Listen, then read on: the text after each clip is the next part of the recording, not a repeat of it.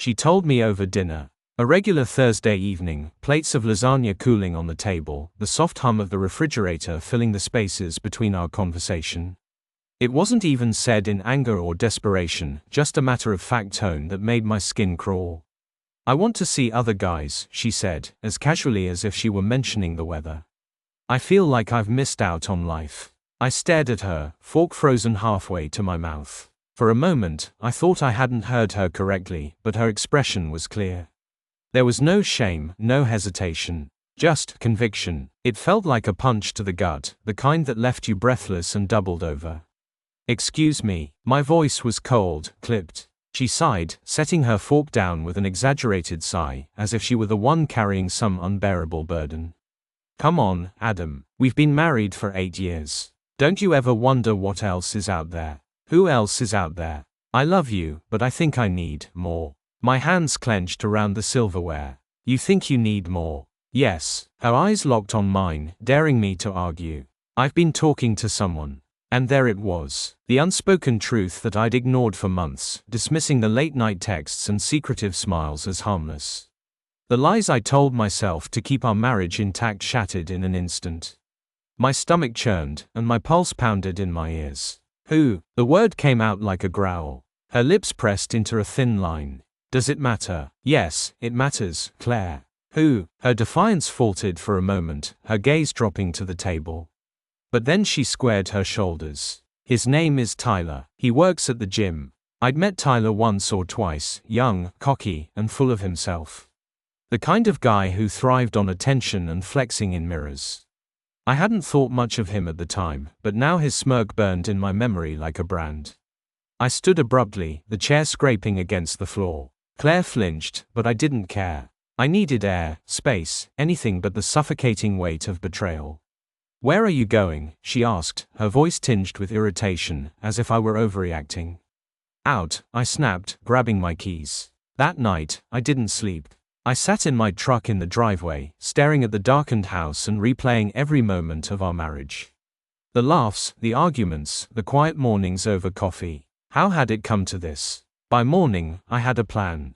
Claire thought she held all the cards. She thought she could humiliate me, toss our marriage aside like an old pair of shoes, and get away with it. But she underestimated me. I wasn't going to beg or plead. I wasn't going to cry. I was going to make her regret ever crossing me. The first step was gathering evidence. If Claire wanted to act like a single woman, I would treat her as such. Over the next week, I played the perfect husband, acting as if nothing had changed. She bought it, of course. Her guilt, if she had any, was buried beneath her thrill at her newfound freedom. Meanwhile, I hired a private investigator. Discreet but thorough, he provided me with photos, texts, and even video evidence of her and Tyler together.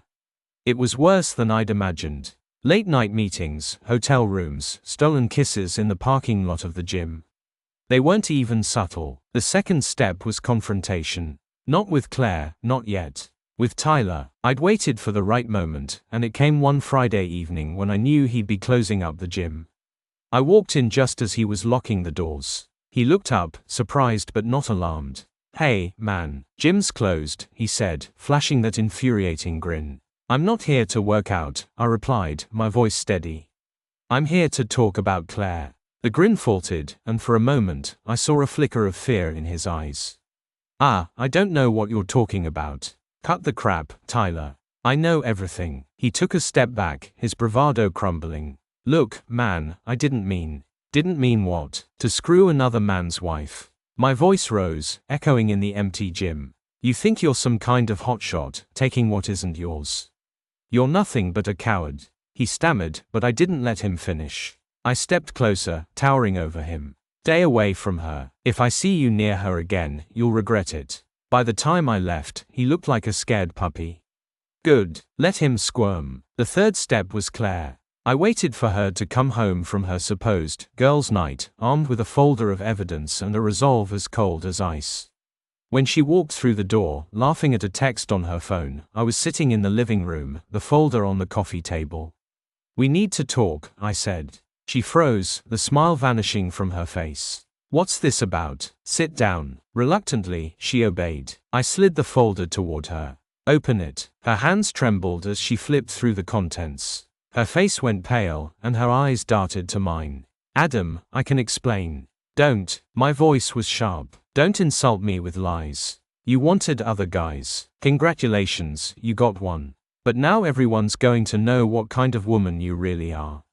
Her eyes widened. What do you mean? I leaned back, arms crossed. I've sent copies of this to your parents, your friends, and your boss. By Monday, your little secret will be public knowledge. She gasped, horror etched across her face. You wouldn't, try me. Tears streamed down her cheeks, but I felt nothing. No pity, no remorse. She'd made her bed, and now she would lie in it.